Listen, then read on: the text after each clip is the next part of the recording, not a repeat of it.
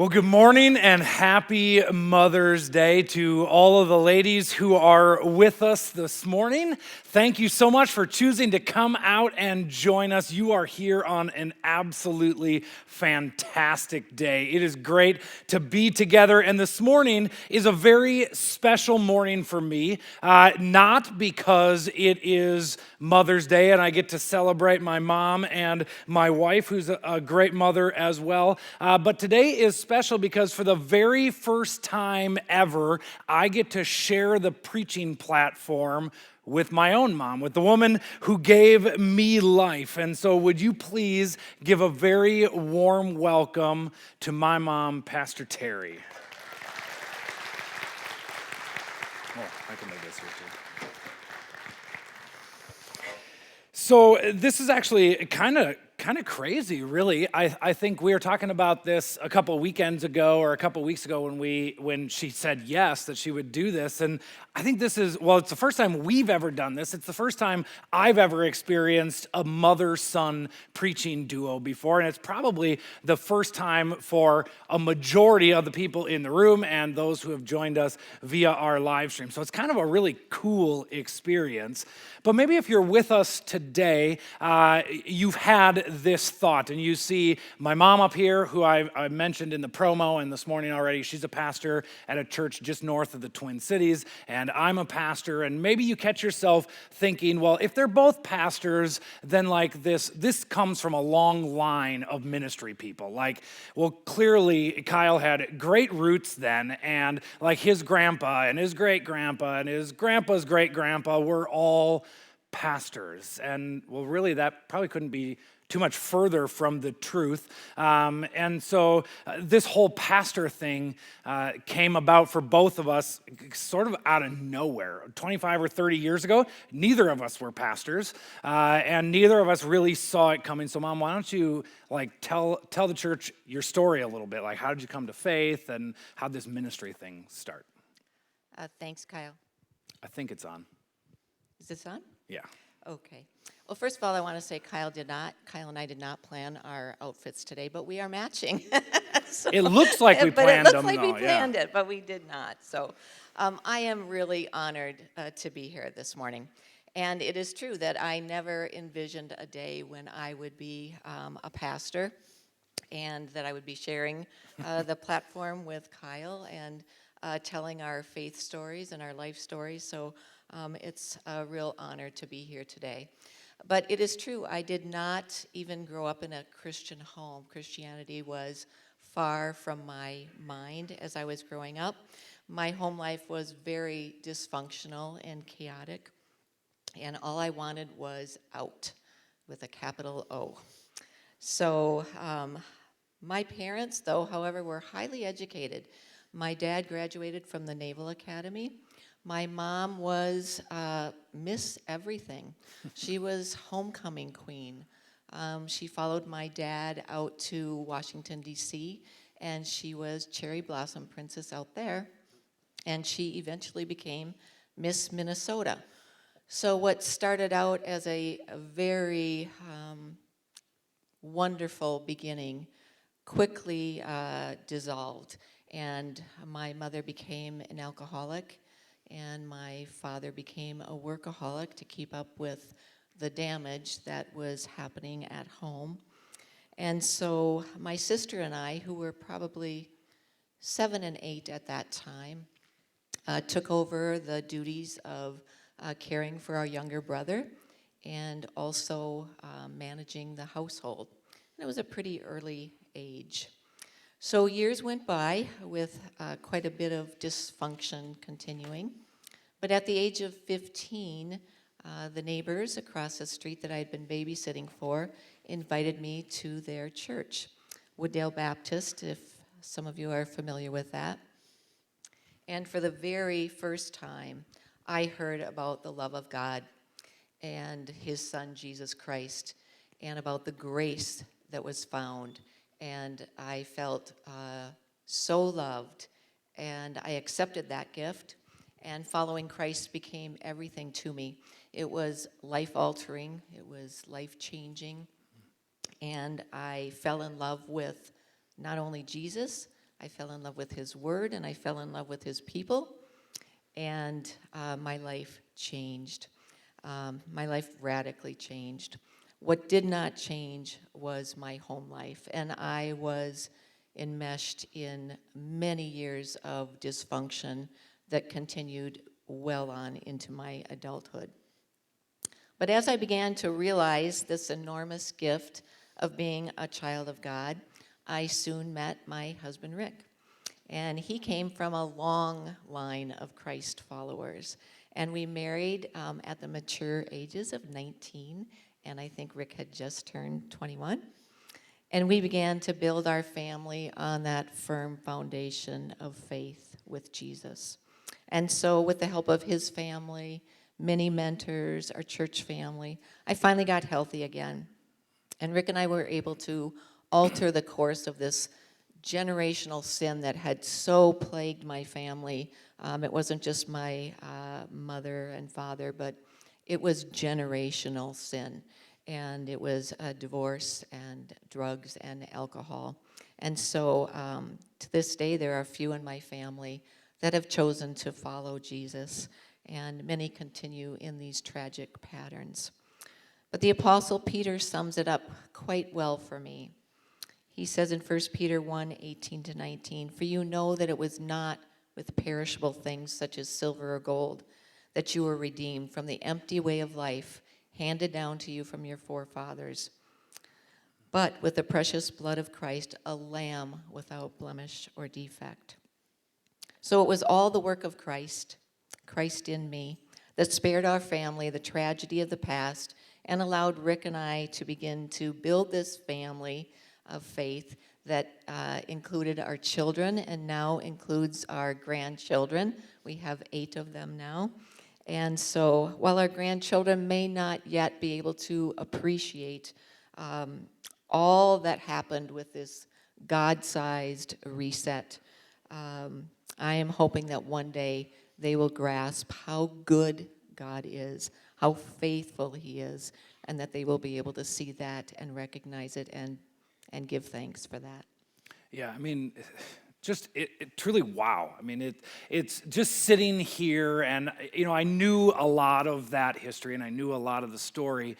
But when you hear the story of when God gets involved in somebody's life, and when God calls somebody to himself, and when God does what only God can do, only God can call us out of this generational habit and move us into a relationship with him. It doesn't matter our circumstances, and so hearing it is just always so powerful. All right, well, before we go too far, why don't you tell all of us about yourself a little bit, and how you had this call to ministry and where that came out of. Kyle told me I had more time on the mic than he did this morning, and I didn't realize that. But I guess I'll be talking a bit this morning. But I think telling you a little bit of my faith journey is important at this point. So Kyle's dad, Rick, and we found the denomination of the ECC, the Evangelical Covenant Church, of which you're a part of, and I'm a part of serving. Our children were probably quite small, around the ages of 3 and 5, and we were faithfully attending another church. So I think this might help some of you. I think I was Lutheran until this point. Somewhere way back, I have this memory. Is that? Yes, you were. Okay, Lutheran. all right. So for the first 3 years of my life, I was Lutheran. I don't remember it, but I think that's the church. But we don't want to dish the Lutherans because we came out of the Swedish Lutheran Church, right? Yeah. So we have to be grateful for that. That's but right. Yes, we were attending a Lutheran church. Anyway, at some point, I decided that our family, Rick and I, had to get more proactive in planting those seeds of faith in our children. And I felt that I needed a church that would more strongly support that too. So that is when we found our new church family in the ECC. So that continued it was a good life. It continued for about 10 years until I was 34. And in the middle of this very good life, we were thrown kind of a God-sized curveball. And I was diagnosed with a very rare and aggressive tumor, and it was an angiosarcoma. The doctors gave me about a 15% chance of survival. I think they were being optimistic, and not much hope of a future. So while I was learning what I was up against and trying to decide how I was going to deal with this, God really began to speak to me. And so I threw myself on His mercy and His grace, and I trusted Him to work on me like never before. I knew He could heal me if He wanted to. I didn't think that was probable, but I begged Him really to change me. That was really my prayer, that He would reveal Himself to me and change me into someone that resembled more of His Son. So it was a year of surgery and chemo and radiation, followed by CT scans for 5 years that were every 8 weeks. So that came up rather rapidly with a lot of anxiety. And but after 5 years, the baffled doctors decided to release me from their care, and God had indeed healed me. So while I was weak, I was still surprisingly healthy. And I thought and prayed, and I thought I better quit grieving and start living. And so the Lord called me to seminary. I attended Denver Seminary, and I obtained a degree in counseling and chaplaincy. Never intending on serving at church. I was going to go back into the hospital, but... So just because this is a really intriguing part of the story to me, how old were you at this time? Because for a lot of us, we feel like, well, if we don't go to ministry or we don't feel this call to whatever is our life calling right when we're 18 and figuring out what we're going to do, then we can never make a change. We're stuck in that. But that wasn't necessarily the case here. So how old were you when you went back to school, and how about when you graduated?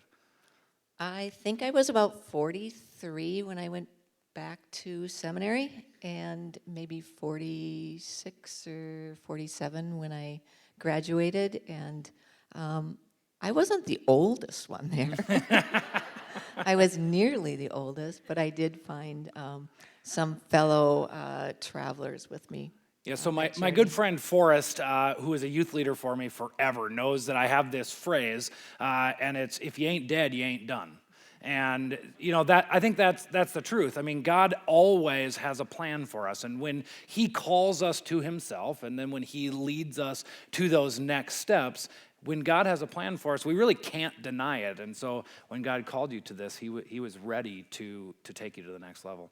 All right, so where are you serving right now? Well, I'm serving my third church, and I am serving at Linwood Covenant in the beautiful township of Linwood, Minnesota. It's about 40 minutes north of the Twin Cities. It's a small church with a huge heart for making Christ known in the community, and I serve as pastor of congregational care. Yeah, well, thank you.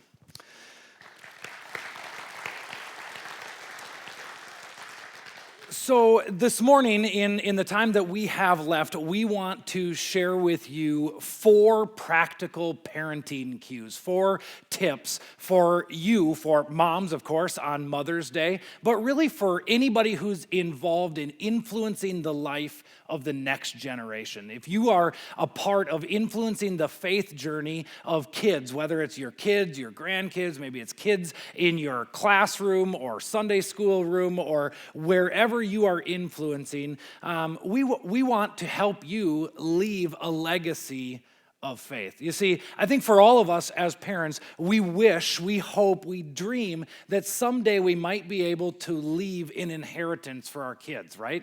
We hope that we can leave something behind for them. Maybe we dream of leaving a huge lake house completely debt-free, or the best piece of hunting property possible, or whatever your dream is that you wish you could leave for your kids. And while these lavish lifestyle inheritances would be fantastic to set our kids up for years of easy living, I don't think that if we truly identify what it is that we want to leave behind for our kids, it would have anything to do with a hunting property or a cabin. If we're honest, What we really want to leave behind for our kids is a legacy of faith that can go on generation to generation. And I count myself as super lucky to be that I didn't have to live through what my mom had to live through, and maybe what some of you had to live through, but that I got to be brought up in a home that did love Jesus, a home that did encourage my faith journey, a home that did encourage me to take next steps in faith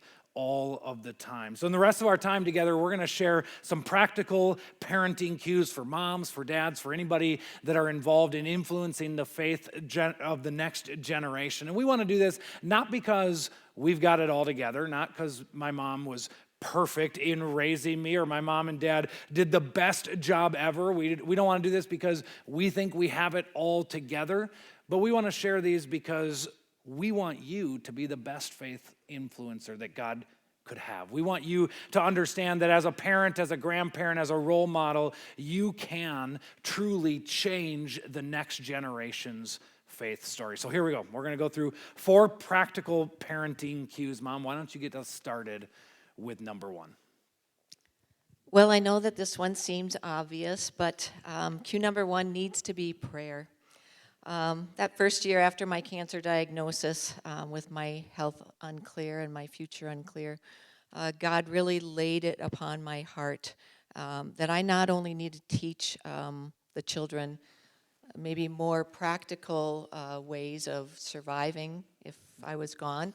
So there were some funny incidents of teaching them how to cook and do laundry. And yeah, I make some fantastic meals and some miserable messes. Like, I picked up on some things, but also it was important that I leave them in a healthy spiritual place. I know they were 10 and 13 at the time, so they were starting to be rebellious, our daughter, and it was not difficult, me, but though. not Kyle. I was Not never Kyle at rebellious, 10. yeah. But it was difficult. But I had this urgency within me to seek the Lord about how I could influence them, maybe even beyond my death. And He spoke, and He said I needed to begin praying more earnestly. And so I was led to pray God's word back to Him. And He led me to Philippians 1, 9 and 10. And this became my cry to the Lord. And it is, and this I pray, that your love may abound still more and more in real knowledge and all discernment, so that you can approve the things that are excellent and remain sincere and blameless until the day of Christ. This is not something I took lightly. I really did want Kyle and Sarah to stand before the Lord blameless. I did want love to abound more and more. And so there were so many things about the Apostle Paul's prayer that resonated with me. In part, when Paul wrote this letter, this epistle, he was writing from a Roman prison. And so he did not feel like he had long to live. So that resonated with me. And then he also had this great love for the church at Philippi. And I had this great love for our children. And so this resonated with me in more ways than one. And so I prayed that prayer. Actually, I've prayed that prayer now for nearly 30 years. It'll be 30 years this July when I was diagnosed. And when Kyle and I were talking about potentially, we were kicking around some ideas about the message, and I told him that this was a prayer I had prayed for him, and of course you know that, Kyle, and he didn't know that. I didn't know that. No, I don't think I had ever seen this before I read it in the text that you were preparing. Right, Yeah. so that was kind of surprising to me. I guess I kept that quiet, but the Lord heard, and so I've continued to pray this prayer for our children. So while this first parenting cue might seem a little obvious, I really encourage you to either find a verse in Scripture that supports what's on your heart for your children. Memorize it if you can. Pray it over your children daily. It will have a huge impact. And I honestly don't think my words could be as eloquent as Paul's words. I don't think we can do anything better than praying the Lord's words back to him. So Anyway, there's a couple other verses that we don't have time to read, but I think they're going to go up on the screen. Paul's prayers are awesome. There's one in Ephesians 3:14-19, that if you want to write that one down, that's an awesome prayer. That's the one I pray for my husband. And Colossians 1:9-10 also. But Paul has numerous prayers that he prays for the believers at the churches that he planted, and they are awesome prayers to pray over your family. Yeah, there's just simply, I don't think there's anything more powerful that we can do to influence the faith of the next generation or anybody around us than to include God in that story. Invite God to be a part of blessing that next generation, to bless those who are important to you, and doing that by prayer. All right, what's cue number 2? Well, cue number 2 is, Kyle and I talked about this, but I think it's promoting an attitude of service in our children, and we are the models for that. So as I began to get well, I began to look for a place that our family could serve.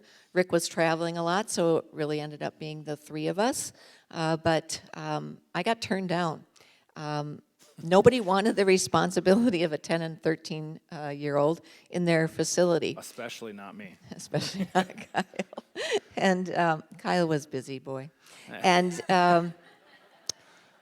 so I did knock on a lot of doors via the phone, and I finally found a facility in the heart of Minneapolis that would allow me to bring Kyle and Sarah with me so that we could serve together on a weekly basis. And maybe, Kyle, you want to share a little bit about what you remember about.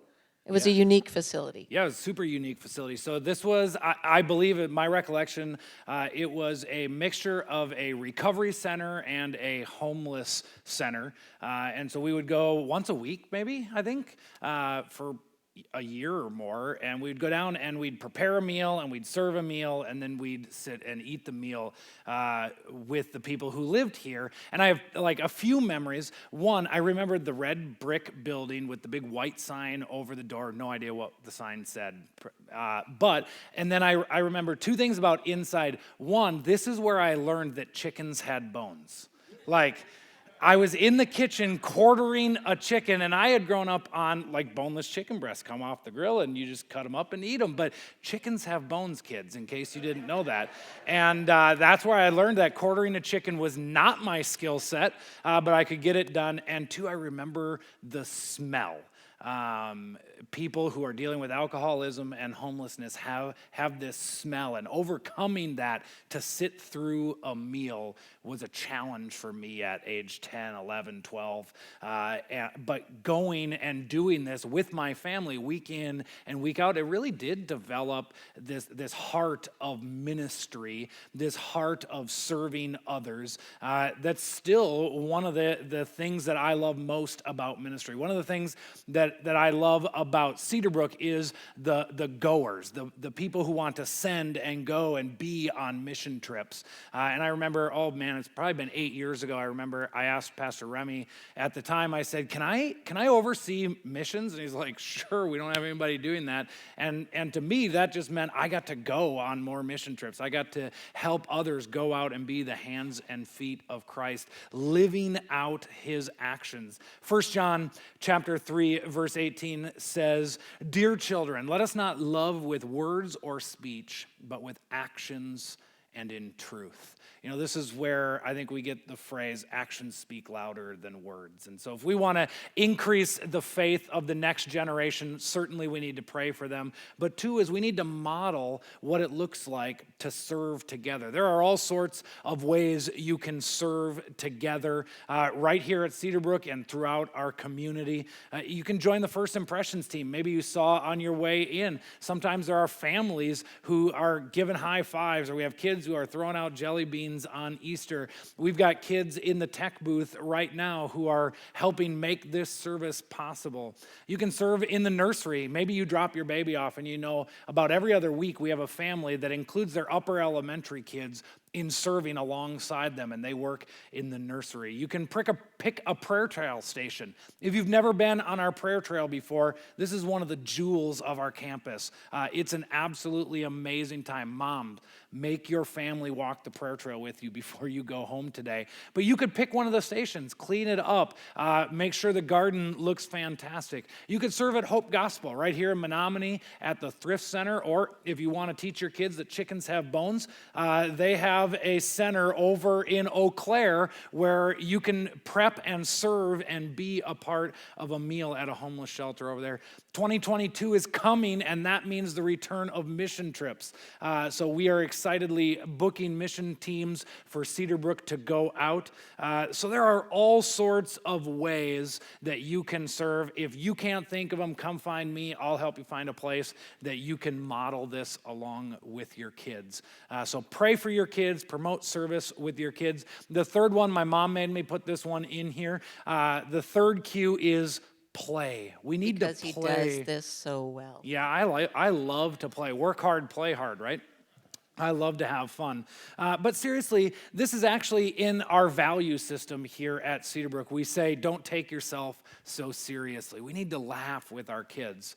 Pastor Andy Stanley, he leads one of the biggest churches in our country. He's a phenomenal author and writer. And in one of his book is titled Choose to Cheat.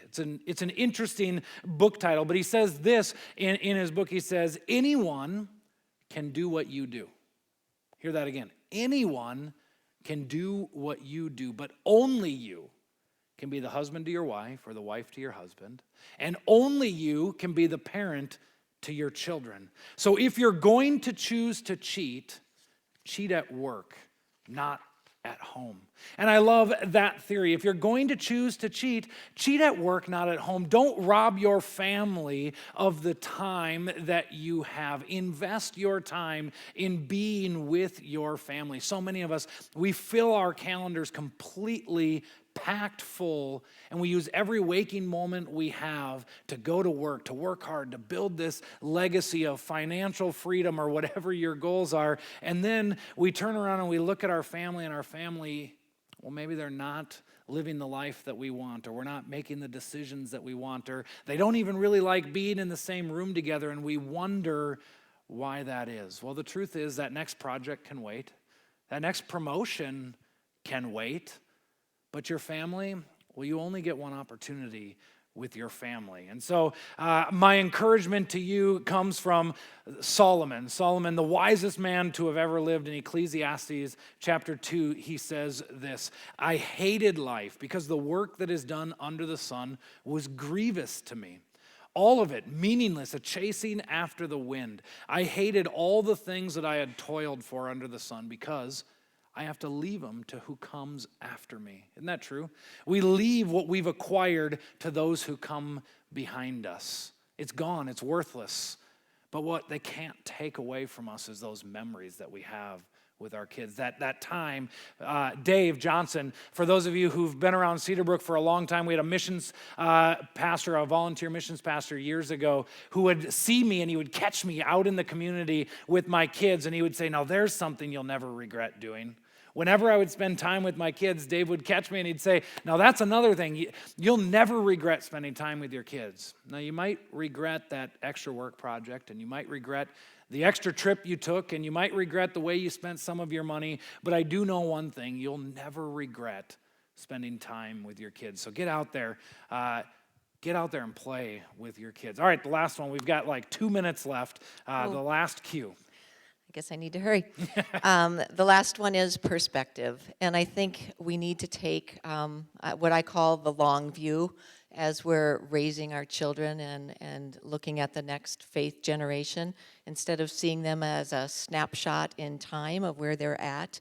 The Lord blessed us with two very different and unique children.